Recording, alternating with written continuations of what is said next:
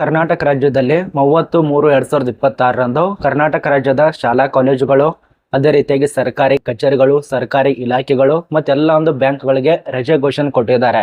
31ನೇ ತಾರೀಕು ಇರಬೇಕಾಗಿರುವಂತ ರಜೆ ಹಿಂದ್ಗಡೆ ತೆಗೆದುಕೊಂಡಿದ್ದಾರೆ. 30/3/2026 ಅಂದ್ರೆ ಸೋಮವಾರ ದಿನ ಸಂಪೂರ್ಣವಾಗಿ ಕರ್ನಾಟಕ ರಾಜ್ಯದಲ್ಲಿ ರಜೆ ಇರತ್ತೆ. ಏನ್ SSLC ಪರೀಕ್ಷೆ ಇದೆಯಲ್ಲ ಅದು ಕೂಡ ರದ್ದು ಮಾಡಿದ್ದಾರೆ.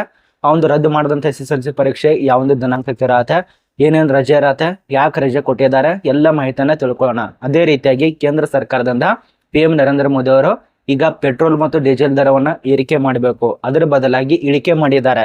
ಎಷ್ಟು ಇಳಿಕೆ ಮಾಡಿದ್ದಾರೆ, ಯಾವೊಂದು ದಿನಾಂಕದಿಂದ ಅಪ್ಲೈ ಆಗತ್ತೆ, ಎಲ್ಲ ಮಾಹಿತಿಯನ್ನ ಚರ್ಚೆ ಮಾಡೋಣ. ವಿಡಿಯೋ ನಿಮ್ಮೊಂದು ಫ್ರೆಂಡ್ಸ್ಗಳಿಗೆ ಶೇರ್ ಮಾಡಿ. ಇನ್ನೂ ತನಕ ಯಾರ್ಯಾರು ಫಾಲೋ ಮಾಡ್ಕೊಂಡಿಲ್ಲ, ಸಬ್ಸ್ಕ್ರೈಬ್ ಮಾಡ್ಕೊಂಡಿಲ್ಲ, ಎರಡು ಕೂಡ ಮಾಡ್ಕೊಳ್ಳಿ. ಬನ್ನಿ ಒಂದೊಂದು ಚರ್ಚೆ ಮಾಡೋಣ. ಮೊದಲಿಗೆ ಕೇಂದ್ರ ಸರ್ಕಾರದಿಂದ ಏನ್ ಪೆಟ್ರೋಲ್ ಮತ್ತು ಡೀಸೆಲ್ ದರವನ್ನ ಇಳಿಕೆ ಮಾಡಿದಾರಲ್ಲ, ಎಷ್ಟೆಷ್ಟು ಇಳಿಕೆ ಆಗಿದೆ ಒಂದೊಂದು ಚೆಕ್ ಮಾಡೋಣ. ಈ ಒಂದು ಯುದ್ಧದ ಸಮಯದಲ್ಲಿ ಪ್ರತಿಯೊಂದು ದರವನ್ನ ಏರಿಕೆ ಆದ್ರೆ ಪೆಟ್ರೋಲ್ ಮತ್ತು ಡೀಸೆಲ್ ದರ ಇಳಿಕೆ ಕಂಡಿದೆ. ಇಲ್ಲಿ ನೋಡಿ ತಿಳಿಸ್ಕೊಟ್ಟಿರುವಂತ ಮಾಹಿತಿ ಪ್ರಕಾರ ಪೆಟ್ರೋಲ್ದಲ್ಲಿ ಈಗೇನು ಬೈಕ್ಗಳಿಗೆ ಹಾಕ್ತಾರಲ್ಲ, ಆ ಒಂದು ಪೆಟ್ರೋಲ್ದಲ್ಲಿ 10 ರೂಪಾಯಿದಿಂದ 3 ರೂಪಾಯಿ ತನಕ ಇಳಿಕೆ ಕಂಡಿದೆ. ಈಗ 3 ರೂಪಾಯಿ ತನಕ ಇಳಿಕೆ ಕಂಡಿದೆ ಪೆಟ್ರೋಲ್ದಲ್ಲಿ. ಅದೇ ಡೀಸೆಲ್ದಲ್ಲಿ ಅಲ್ಲಿ ಕೂಡ ಸೇಮ್ 10 ರೂಪಾಯಿ ತನಕ ಇಳಿಕೆ ಕಂಡಿರತ್ತೆ. ಬಹುಶಃ ಇಳಿಕೆ ಕಂಡಿಲ್ಲ ಅನ್ಸತ್ತೆ, ಆದ್ರೂ ಕೂಡ ಕೊಟ್ಟಿದ್ದಾರೆ. ಪೆಟ್ರೋಲ್ ಅಂತೂ 3 ರೂಪಾಯಿದಿಂದ 10 ರೂಪಾಯಿ ತನಕ ಇಳಿಕೆ ಕಂಡಿದೆ. 3 ರೂಪಾಯಿ ಅಂತೂ 100% ಇಳಿಕೆ ಕಂಡಿದೆ. ಇದು ಸರ್ಕಾರದಿಂದ ಬಂದಿರುವಂತ ಮಾಹಿತಿ ಪ್ರಕಾರ ತಿಳಿಸ್ಕೊಟ್ಟಿರೋದು. ಇದು ನಮಗೆ ಮೊದಲನೇ ನ್ಯೂಸು. ಇನ್ನು ಎರಡನೇ ನ್ಯೂಸು, ಕರ್ನಾಟಕ ರಾಜ್ಯದಲ್ಲಿ ಅಧಿಕೃತವಾಗಿ ಯಾವೊಂದು ದಿನಾಂಕಕ್ಕೆ ರಜೆ ಇದೆ ಅಂತ ತುಂಬಾ ಜನ ಗೊತ್ತೇ ಇಲ್ಲ.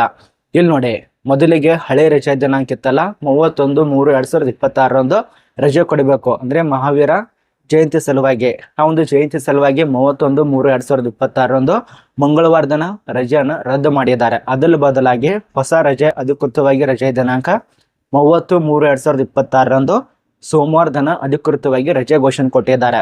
ಆ ಒಂದು ರಜೆಯ ಯಾರ್ಯಾರಿಗೆ ಅನುವಾಗತ್ತೆ, ಎಲ್ಲ ಒಂದು ಶಾಲಾ ಕಾಲೇಜು, ಸರ್ಕಾರಿ, ಅದ ನಂತರ ಬ್ಯಾಂಕ್ಗಳಿಗೆ ರಜೆ ಅನುವಾಗತ್ತೆ. ಮತ್ತೆ ಇಂಥ ಒಂದು ಸಮಯದಲ್ಲಿ ರಜೆ ದಿನದಲ್ಲಿ ಕೂಡ ಪರೀಕ್ಷೆ ಹೆಂಗ್ ನಡೆಸ್ತಾರೆ, ತೃತೀಯ ಭಾಷೆ ಪರೀಕ್ಷೆ ಇದೆ SSLCದು, ಆ ಒಂದು ಪರೀಕ್ಷೆ ರದ್ದು ಮಾಡಿದಾರಾ ಇಲ್ಲ ಅಂತ ತುಂಬಾ ಜನ ಕೇಳ್ತಾ ಇದ್ರೆ, ಅಂದ್ರೆ ಸಾಕಷ್ಟು ಜನರಿಗೆ ಇದು ಡೌಟೇ.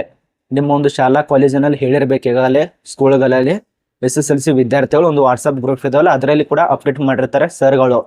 ಚೆಕ್ ಮಾಡ್ಕೊಳ್ಳಿ, ನಿಮ್ಮೊಂದು ಪಾಲಕರ ನಂಬರ್ಗಳು ಕೊಟ್ಟಿರ್ತಾರೆ, ಚೆಕ್ ಮಾಡ್ಕೊಳ್ಳಿ. ಅಲ್ಲಿ ಗೊತ್ತಾಗಲಿಲ್ಲ ಅಂದ್ರೂ ಕೂಡ ನಾನು ನಿಮಗೆ ತಿಳಿಸ್ಕೊಡ್ತೀನಿ, ನೋಡ್ಕೊಳ್ಳಿ. SSLC ಪರೀಕ್ಷೆಯ ವೇಳಾಪಟ್ಟಿ ಬದಲಾವಣೆ ಕಂಡಿದೆ. ಟ್ವಿಟರ್ನಲ್ಲಿ ಕೂಡ ಅಪ್ಡೇಟ್ ಮಾಡಿದೆ ನಮ್ಮ ಒಂದು ಕರ್ನಾಟಕ ಸ್ಕೂಲ್ ಎಜುಕೇಶನ್ ಬೋರ್ಡ್ನಿಂದ. ಇಲ್ಲಿ ನೋಡಿ ಕಾಣಿಸ್ತಾ ಇರ್ಬೋದು.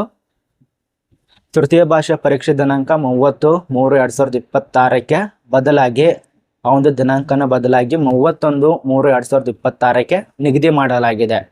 ಅಂದ್ರೆ ಅರ್ಥ ಮಾಡ್ಕೊಳ್ಳಿ, ಇವರು ತಿಳಿಸ್ಕೊಟ್ಟಿರೋಂಥ ಮಾಹಿತಿ. ತೃತೀಯ ಭಾಷೆ ಪರೀಕ್ಷೆಯು ದಿನಾಂಕ 30/3/2026ಕ್ಕೆ ಇರ್ತಿತ್ತು, ಅದ್ರ ಬದಲಾಗಿ 31/3/2026ಕ್ಕೆ ಇಟ್ಟಿದ್ದಾರೆ. ಯಾಕಂದ್ರೆ ಆ ಒಂದು ರಜೆ ಕೊಟ್ಟಿದ್ದಾರೆ, ಅದೇ ಒಂದು ಕಾರಣಕ್ಕಾಗಿ. ಮತ್ತು ತುಂಬಾ ಜನ ಕೇಳ್ಬೋದು, ಈ ಒಂದು ಸೋಮವಾರ ದಿನ ಏನಾರು ರಜೆ ಇರತ್ತೆ ಅಂತ ಹೇಳಿ.